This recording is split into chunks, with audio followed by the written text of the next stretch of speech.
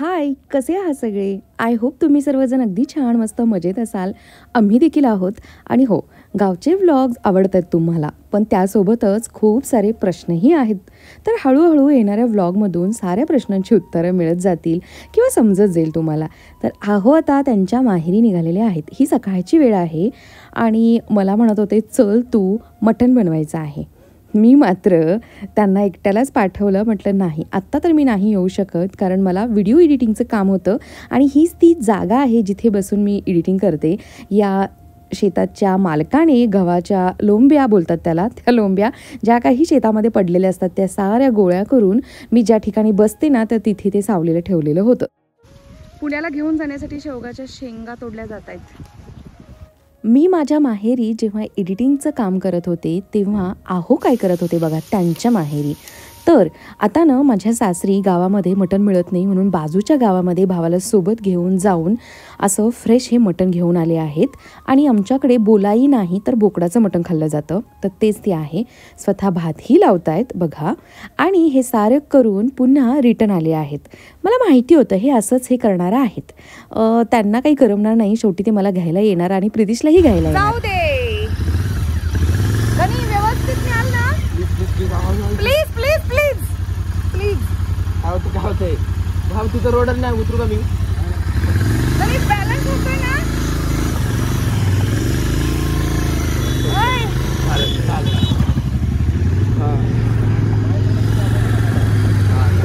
झाली का बॅलन्स आला का? अहो रॉयल एनफील्ड पहिल्यांदा चालवतात का? हां, स्पोर्ट बाईक आहे का ती? ओके, आता स्पोर्ट बाईक करून सासरी चालली आहे ना. हे असं असतं गावी. गावी आल्यानंतर चिकन मटण हे हवंच. मिळत नाहीये इकडे माझ्या माहेरी म्हटल्यानंतर सासरी करायचंच.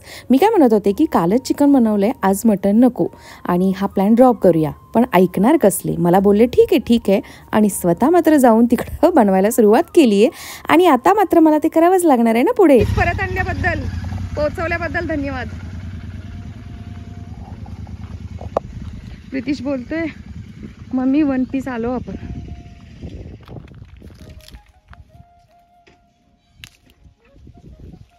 वा वा वा, केवढे सुंदर आहेत. हा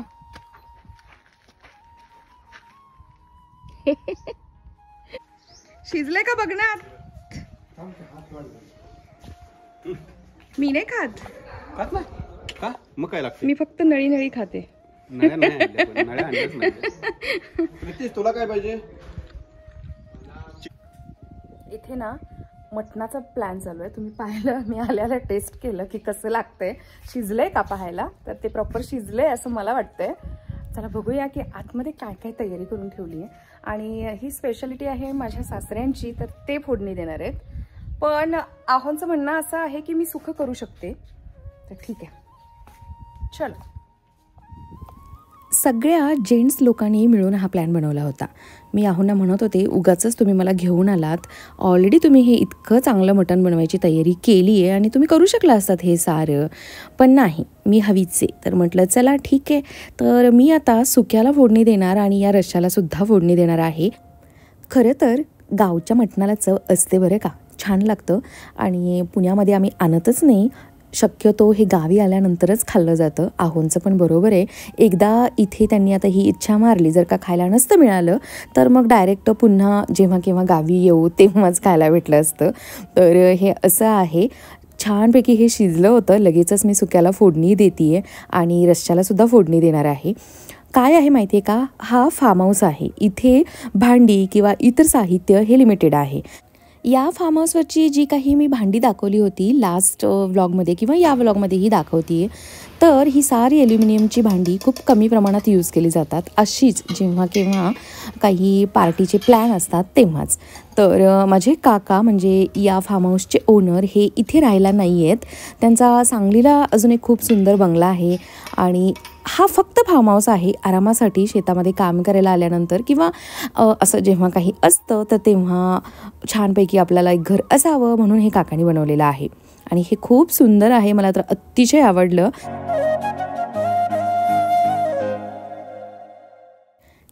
बनवून झालं आहे. आता मस्त अशी ही जेंट्स लोकांची पंगत बसली आहे आणि त्यानंतर मग आम्ही खाणार. तरी या आहेत माझ्या जाऊबाई ज्या वाढायचं काम करत आहेत आणि मी मस्तपैकी सगळ्यांना रेकॉर्ड करते आहे. टेस्टी झालं होतं बरं का मटण, खरंच असला ताव मारला ना मी पण. अगदी यांना ना नको नको म्हणत होते, पण मला असं वाटतंय त्यांच्यापेक्षा मीच जास्त खाल्लं असेल. सुखं, रस्सा, भाकरी, चपाती, भात सगळं काही फुल खाल्लं होतं. मला ना हलतासुद्धा येत नव्हतं, एवढं खाऊन बसले होते मी. नाही होत आउट खेळ. ह्याला टाकायचं. तू आम्हाला खेळताना पाहिलंच आता वर टाकायचं, दुसरा घ्यायचा. एकच घ्यायचा. बघा मेमरीला ब्रेनला काम आहे. म्हणतोय खूप सोपा गेम आहे. बघ सोपा आहे, किती सोपा आहे, कळलं की नाहीये प्रितीश? तुला वाटतं इझी. आलंच पाहिजे, आलंच पाहिजे. माझ्या कॅचला नाव ठेवतोस का नाही तू? आता हा एक हा आता सगळे उचलायचे, एक एक सिंगल सिंगल.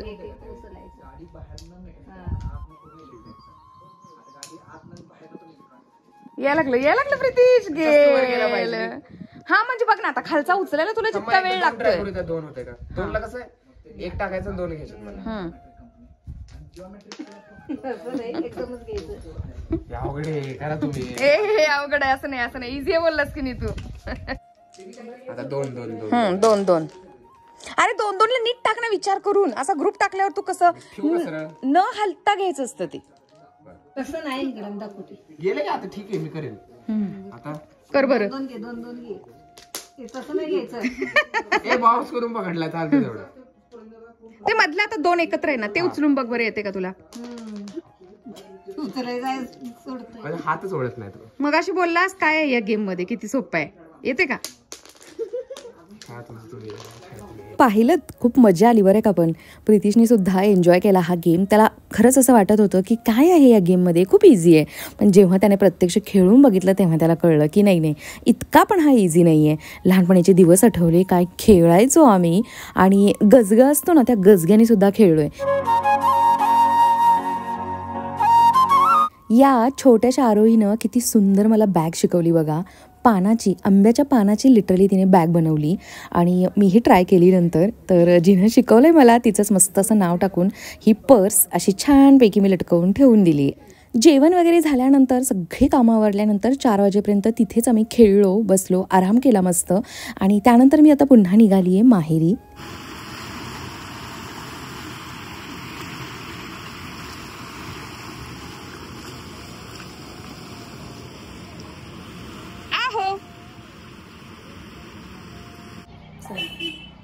फायनली मी आता मळ्यात निघाली आहे. मळ्यात म्हणजे आम्ही पूर्वी हे घर बांधण्यापूर्वी ओरिजिनल आमची भावकी म्हणजे माझ्या माहेरची, आणि आमचं घर ज्या घरामध्ये 5वी पासून 12वी पर्यंत मी राहिले ते घर दाखवणार आहे मी तुम्हाला, की त्या घराची अवस्था सध्या काय झाली आहे. आणि तिथल्या सगळ्या लोकांना भेटायचंही आहे.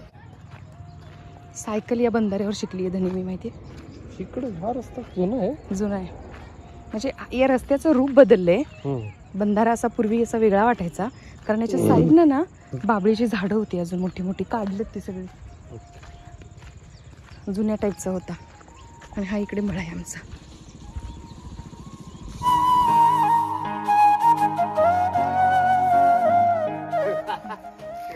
मी येऊन आठवडा झाला चालली उद्या. होय.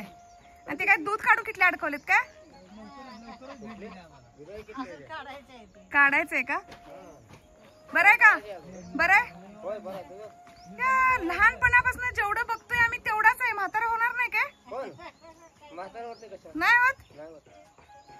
बरं ऐका ना, आमच्या मळ्यात जायला कुठनं रस्ता आहे इकडं? इथं सगळं मोकळंच आहे. आता कुठनं जाऊ?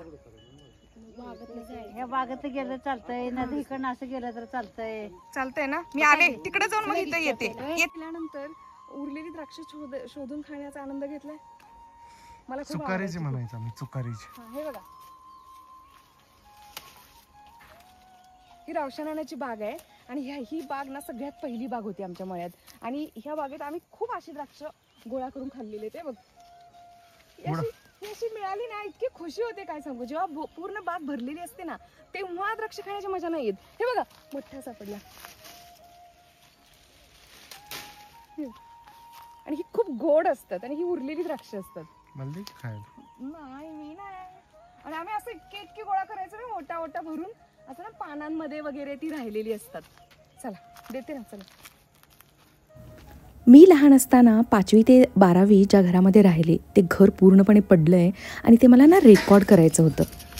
कुठे होता पहिला दरवाजा? इथे होता ना. इथे एक दरवाजा, इथे एक दरवाजा. हा पडलं सगळं. अय्या आता हे घर किती छोटं वाटायला लागलं. हे बघा इकडे या ना. हे बघा ते हे दिसते ना, हे यामध्ये दप्तर ठेवत होते मी. यामध्ये इथे कोपऱ्यात टीव्ही होता, तिथं फळी होती, त्याच्यावरती पण दप्तर होतं. आता हे पडल्यामुळे हे वरती भरून आल्यामुळे असं हे छोटे वाटायला लागले काय? नाही हे कचरा पडलाय ना याच्यात. है ना. मी काढलेले चित्र 5वीत असताना मी काढले भिंतीवर. मेन म्हणजे त्याचा कलर कसं काय टिकलाय अजून.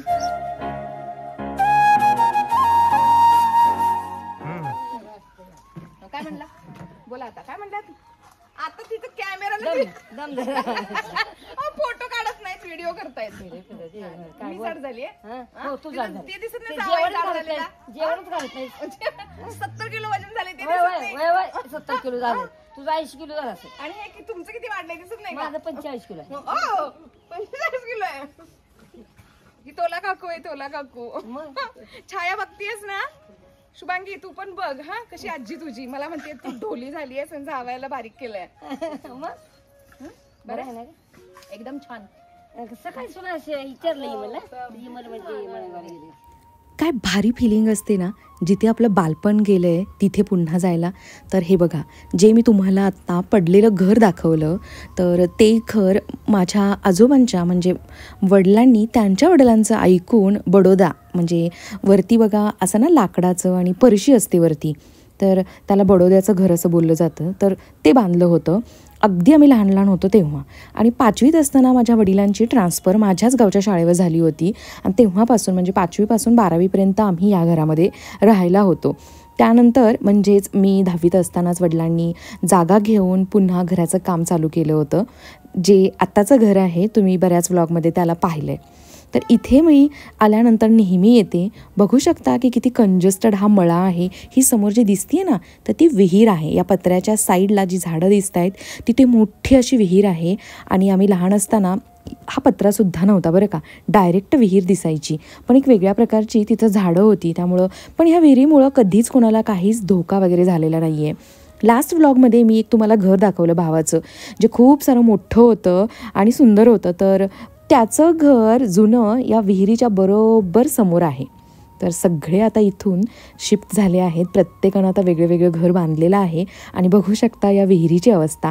लहान असताना खूप वेळा या विहिरीत असं वाकून पाहिलेलं आहे आम्ही. इथं आल्यानंतर नेहमीच खूप साऱ्या आठवणी जाग्या होत असतात. आणि तुम्हाला एक गंमत सांगू, अजूनही कधी मला काही माझ्या माहेरचं स्वप्न पडलं तर नेमकं हेच घर माझ्या स्वप्नात येतं. नवीन घर कधीच स्वप्नात येत नाही, नेहमी हे जुनंच घर स्वप्नात येतं. असं का होत असेल माहिती नाही. आणि इथेच बाजूला आमची शेती आहे. चला दाखवते. आई आली इकडे अगोदरच, पुढे आली ती लसूण काढायचा होता म्हणून. ती बोलली की तुम्ही तुमच्या हिशोबाने या, मला कसल्याही परिस्थितीत गुढीपाडव्याच्या अगोदर तो लसूण काढून रिकामं व्हायचं आहे. तर तिचं तेच सुरू आहे. आणि निसर्ग बघा किती सुंदर दिसतोय.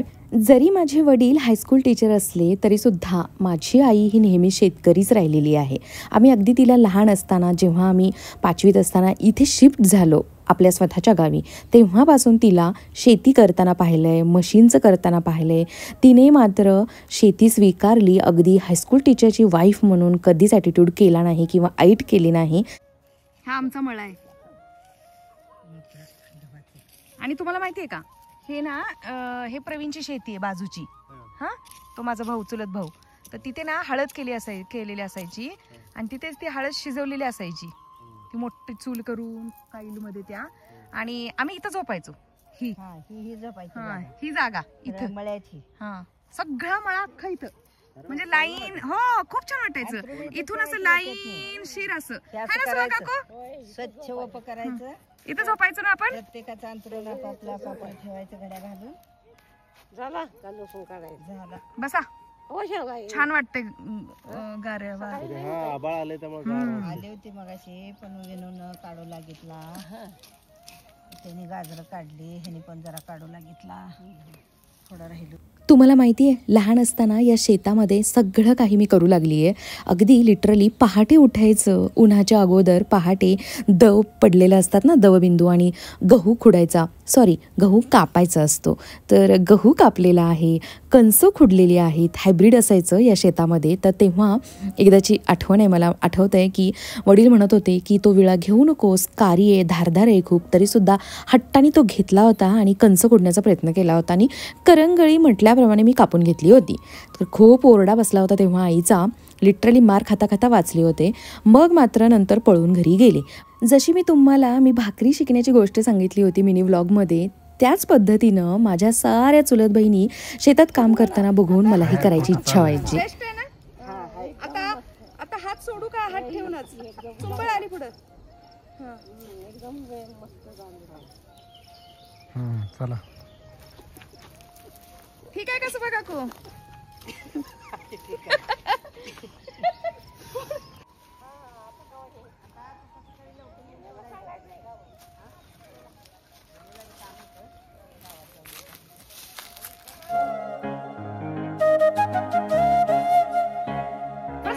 प्रसाद पाय दाखव. मम्मीच काय ऐकतोस बघू. तळवे दाखव, तळवे दाखव. अरे चांगले तळवे. तुला असं भाजलं वगैरे नाही रस्त्याला? हा, छत्रपती संभाजी महाराजांचा बलिदान महिना पाळला का? पण मग चप्पल का नाही घालायचं त्याच्यासाठी? हा, त्यांच्यासाठी. किती ग्रेट रे, मला कौतुक वाटलं रे खरंच. आणि हे बघा त्याने इथे राजमुद्रा पण आहे. राजमुद्राच बोलतात ना याला. खरंच कौतुकास्पद आहे हे. हा मुलगा चुलत भावाचा मुलगा आहे माझ्या, प्रसाद, आणि हा प्रीतीशपेक्षा लहान आहे बरं का. पण या गावच्या मुलांना जाणीव आहे. या माझ्या प्रीतीसारख्या CBSE वाल्यांना ना आपला इतिहासच नाही, याचं फार मोठं दुःख आहे मला. तर याने अख्खा संभाजी महाराजांचा बलिदान महिना बिना चप्पलचा पाळला. तो तसाच स्कूलला सुद्धा गेला बिचारा. तर या साऱ्यांशी पुन्हा इथे गप्पा करून आम्ही आमचा आजचा दिवस संपवला. चला, व्हिडिओ मी इकडंच संपवते. व्हिडिओ आवडला असेल तर एक लाईक नक्की करा. चॅनलवरती नवीन असाल तर प्लीज सबस्क्राईब करा. बाय.